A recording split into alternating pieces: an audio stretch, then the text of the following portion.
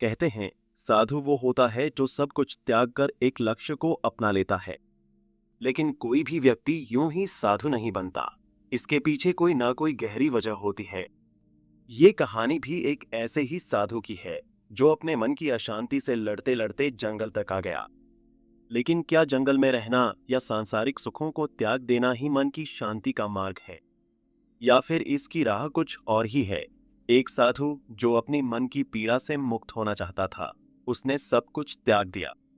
वह जंगल में जाकर रहने लगा, ध्यान और साधना करने लगा, भीख मांगकर भोजन करता और एकांत में समय बिताता। लेकिन फिर भी उसका मन शांत नहीं हुआ।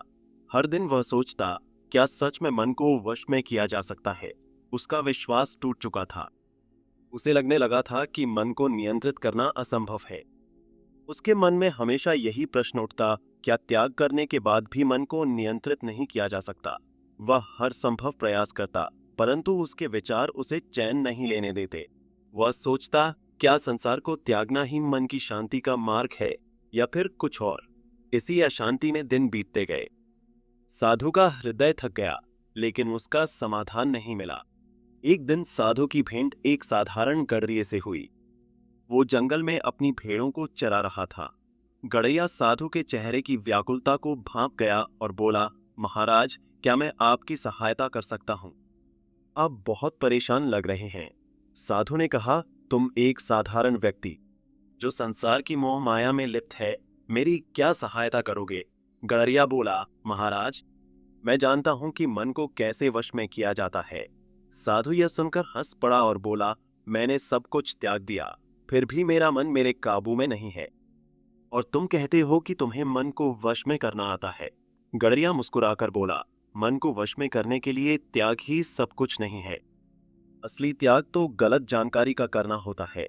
उसने समझाया कि हमारा मन उन सूचनाओं का संग्रह है जो हमारी इंद्रियों के माध्यम से उसमें प्रवेश करती हैं।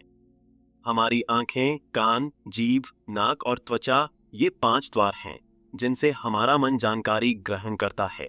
अगर हम गलत जानकारी को बार बार स्वीकार करेंगे तो वो हमारे मन में गलत बीज की तरह बोई जाएगी, और जब ये बीज पेड़ बनेंगे तो वे दुख और अशांति के फल देंगे।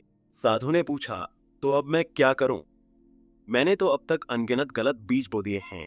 गड़ैया बोला, महाराज, भले ही हजारों गलत बीज बोए जा चुके हों, लेकिन अब आप लाखों सही बीज बो सकते हैं। हर दिन, हर क्षण आपके पास 2 विकल्प होंगे, एक सही और एक गलत। आपको हमेशा सही का चयन करना होगा। जब आप बार बार सही जानकारी को अपने मन में प्रवेश देंगे तो धीरे धीरे अच्छे बीज बुरे बीजों को पछाड़ देंगे, और जिस दिन सही बीजों की संख्या गलत बीजों से अधिक हो जाएगी, उस दिन आपका मन आपके वश में होगा। गड़रिया आगे बोला, जिस तरह शरीर को स्वस्थ रखने के लिए पौष्टिक भोजन की जरूरत होती है, उसी तरह मन को भी सही जानकारी और सकारात्मक विचारों की आवश्यकता होती है।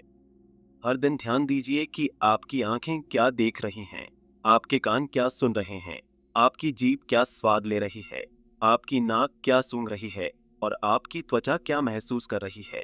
हर क्षण अपने मन को सही जानकारी का भोजन दीजिए। और याद रखिए, सही चुनाव करना कभी कभी पीड़ादायक हो सकता है, लेकिन वो पीड़ा क्षणिक होगी। गडरिये की बातें साधु के हृदय में उतर गईं। उसने ठान लिया कि अब से वह अपने मन में सिर्फ सही बीज ही बोएगा। अब सवाल यह है, क्या आप भी अपने मन में सही बीज बोने के लिए तैयार हैं? याद रखिए, मन को वश में करने का रास्ता बाहर नहीं बल्कि भीतर है। अगर आपको ये कहानी प्रेरणादायक लगी तो इसे लाइक और शेयर जरूर करें। धन्यवाद।